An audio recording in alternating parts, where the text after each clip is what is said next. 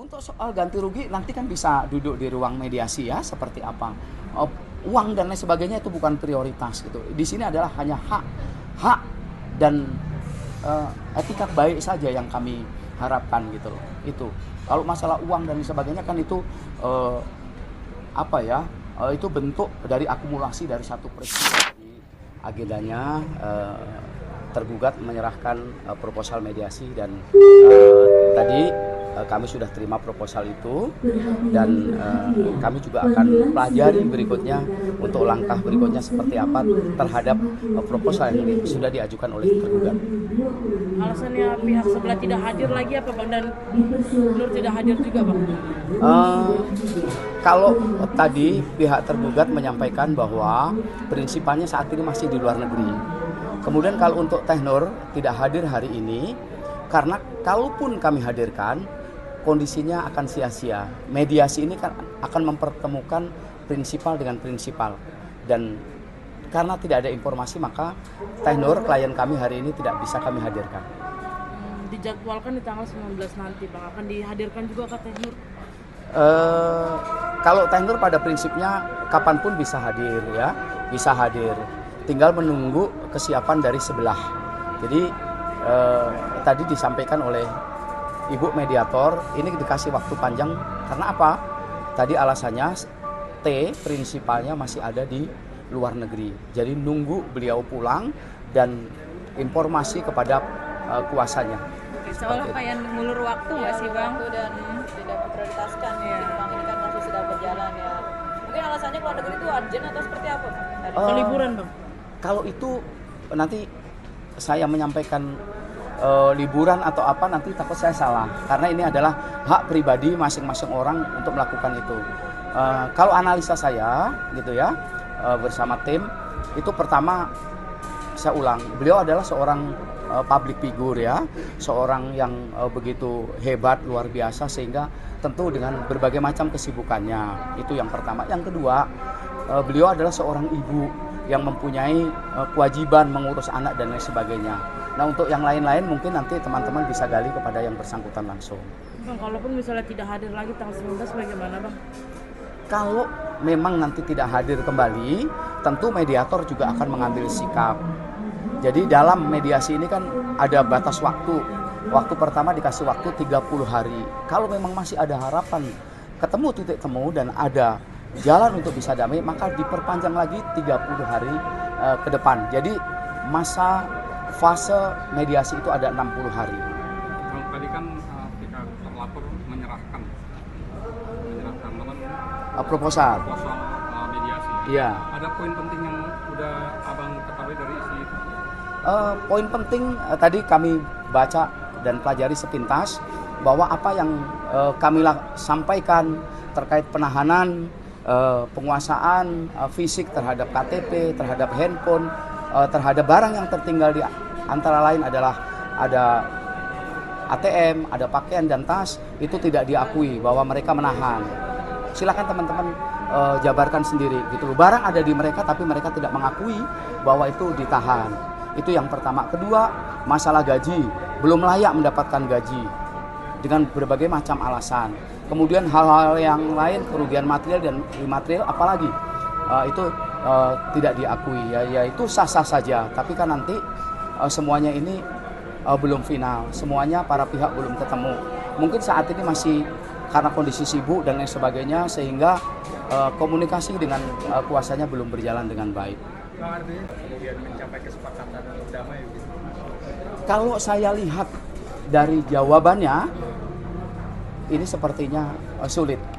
Tapi kita sama-sama tahu ini kan baru yang berhadapan kuasa sama kuasa dari masing-masing prinsipal. Tentu biasanya kalau prinsipal sama prinsipal sudah ketemu akan ada solusi yang lain. Apalagi ada mediator yang memimpin mediasi ini sangat luar biasa baik gitu ya. Memprioritaskan bagaimana ini bisa ketemu, bagaimana ini ada jalan keluarnya.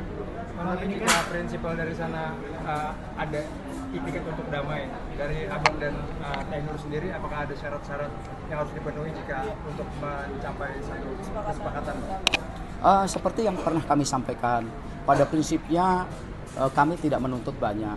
Berikan hak-haknya Teh Nur sesuai dengan apa yang sudah diucapkan. Kemudian berikan juga hak-haknya Teh Nur. Di antaranya adalah tentang kependudukan KTP-nya. Berikan juga tentang handphonenya dan lain sebagainya. Berikan juga ATM, berikan dompet, berikan pakaian yang ada di dalam tas itu kepada yang berhak. Untuk yang lain-lain nanti kan bisa dibicarakan di ruang mediasi.